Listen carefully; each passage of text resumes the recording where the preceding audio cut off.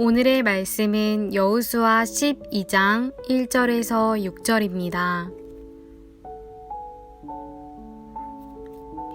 이스라엘 자손이 요단 저편 해 돋는 쪽 곧 아르논 골짜기에서 헤르몬 산까지의 동쪽 온 아라바를 차지하고 그 땅에서 쳐 죽인 왕들은 이러하니라. 시온은 헤스본에 거주하던 아모리 족속의 왕이라.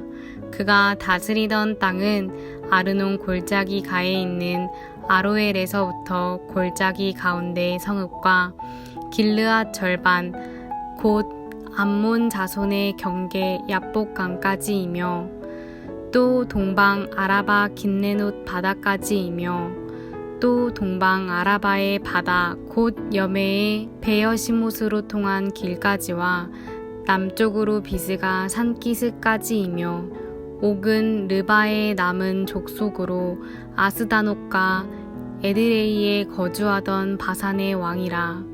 그가 다스리던 땅은 헤르몬 산과 살르가와 온 바산과 및 그술 사람과 마아가 사람의 경계까지의 길르앗 절반이니 헤스본 왕 시온의 경계에 접한 곳이라.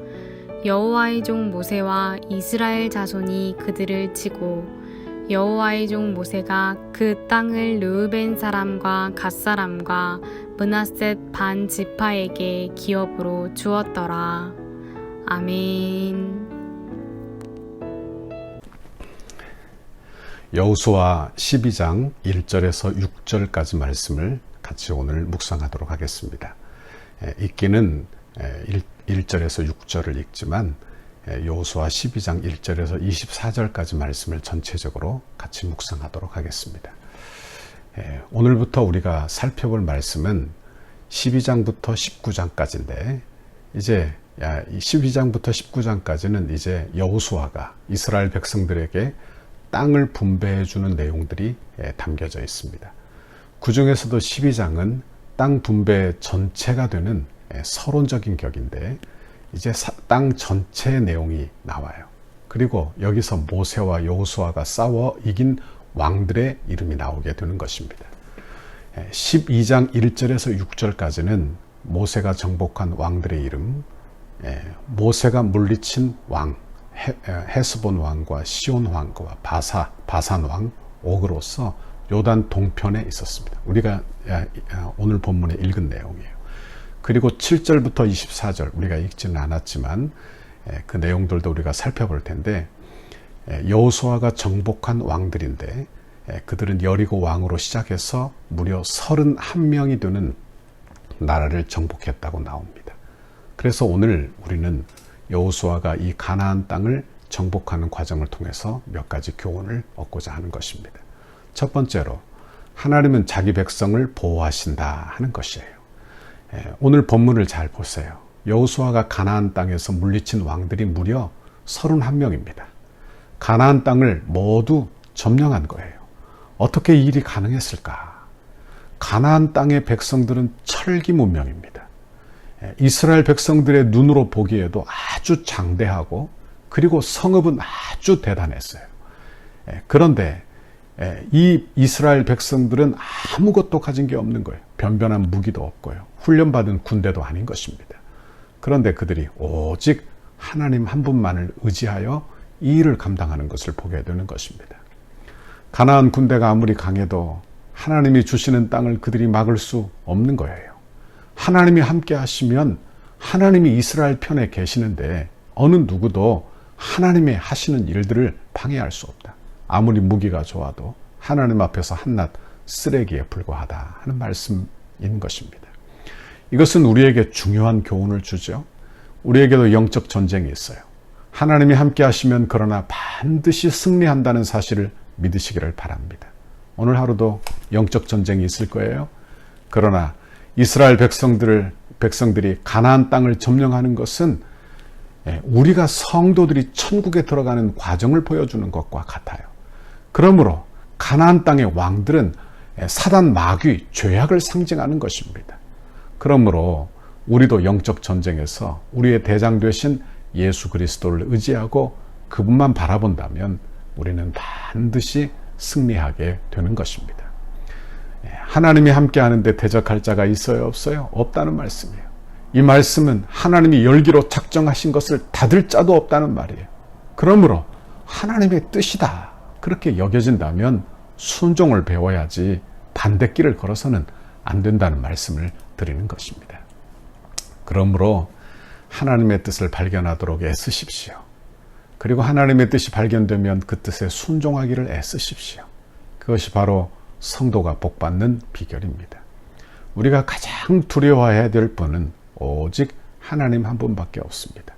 이 세상에 권세를 가진 자나 힘 있는 자나 이런 이 세상을 두려워하지 말고 믿음으로 생사화복을 주관하시는 하나님, 이 세상 만물을 다스리시는 하나님, 그 하나님의 손에 달려있음을 알아 그 하나님만을 두려워하고 신뢰하고 사는 오늘 하루가 되기를 바랍니다. 둘째로 우리가 깨닫는 것은 하나님의 절대 주권입니다. 무엇이든지 하나님이 마음에 원하시는 대로 그의 사역을 꼭 이루신다는 것입니다. 모든 것이 부와 귀가 다 하나님의 손에 달려 있다는 말씀이에요. 여러분, 나는 그러므로 하나님을 기쁘시게 하며 살기를 바라는 것입니다. 오늘 본문에 나오는 31명의 가나안 왕들은 하나님을 대적한 왕들입니다.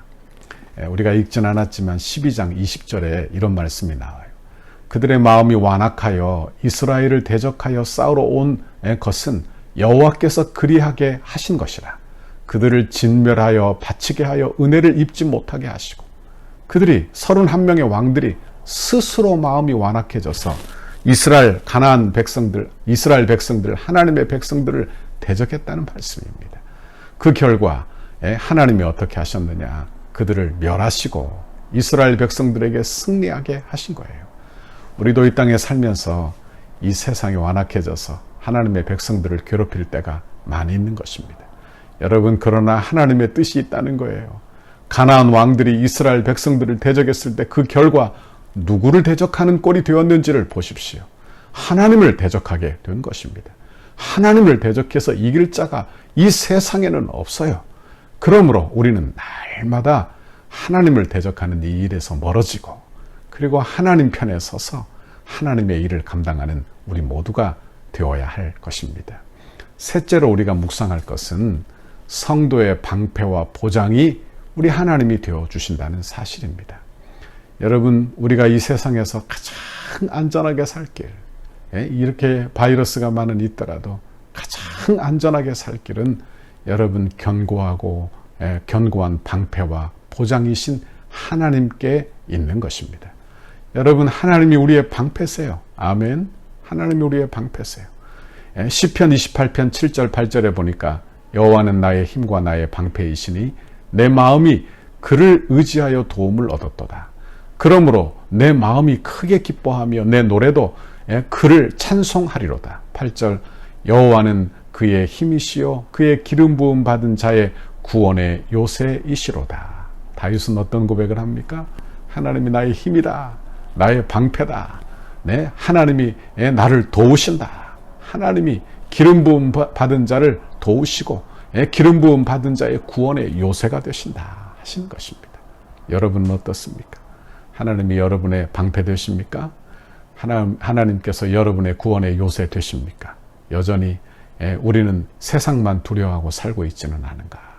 오늘 가나안 땅의 31명의 왕들은 자신이 준비한 군대와 병기, 그것이 방패였어요. 가나안의 신들이 자기를 보호한다고 여겼어요. 그러나 전쟁이 일어나자 그것이 아무것도 아니라는 것이 발견되는 것입니다. 여러분, 하나님이 함께 하시는데 대적할 자가 없는 거예요. 우리도 이 땅에 살면서 잊지 맙시다. 잊지 맙시다. 여호수아는 이제 마음이 강하고 담대해지는 것입니다. 우리도 이 땅에 살면서 기도응답을 경험하죠. 기도응답을 경험하면 점점 믿음이 담대해지는 것입니다. 우리도 이번에 어려울 때 하나님 앞에 기도했어요. 저는 우리 교회가 기도함으로 더 강한 믿음으로 섰다고 믿습니다. 여러분, 그러므로 더 담대하게 믿음으로 나가는 우리 모든 성도들 다 되기를 바랍니다. 오늘 하루 여러분에게 어떤 일이 있을지 모르겠어요. 이 세상에는 너무나 많은 질병이 돌아다니고 이 세상에는 너무나 많은 일들이 있어요. 그러나 우리 하나님이 우리의 방패 되시는 줄 믿습니다. 우리 하나님이 우리의 보호자가 되시는 줄 믿습니다. 여러분, 이 세상은 잠시 우리를 보호하지만 우리 하나님은 우리를 영원토록 인도하시는 하나님이세요. 그 하나님을 두려워하며 사는 우리의 신앙생활이 되어야 할 줄 믿습니다. 여러분, 오늘 하루도 힘내십시오. 오늘 하루도 믿음으로 용기를 내십시오. 이번 한 주간도 하나님께서 지켜주시기를 바랍니다. 하나님께 기도하는 마음으로 사세요. 순종하는 마음으로 사세요. 그래서 하나님을 하나님으로 인정하는 마음으로 사십시오. 그렇다면 반드시 이 세상을 정복하고 또 하나님의 뜻을 이루며 살게 하실 줄 믿습니다. 이런 귀한 은혜를 우리 모두에게 주시라고 간구하는 이 아침이 되기를 바랍니다. 오늘도 이런 은혜를 주시라고 간구하는 오늘 하루가 되시기를 간절히 바랍니다. 기도하겠습니다. 하나님 아버지, 고맙고 감사합니다. 하나님, 이스라엘 백성들이 가나안의 31명의 왕들을 다 물리치는 그 역사를 기록한 이 말씀을 묵상했습니다. 하나님이 함께하는데 대적할 자가 없고 하나님이 주시는 땅을 방해할 자가 없는 걸 보았습니다. 하나님, 우리는 늘 하나님 편에 서서 주의 일을 감당하고 그래서 주께서 이루시는 하나님의 기적을 늘 경험하고 사는 우리 모든 성도들 다 되게 하옵소서. 오늘도 우리 성도들에게 용기를 주세요. 오늘도 힘을 주세요.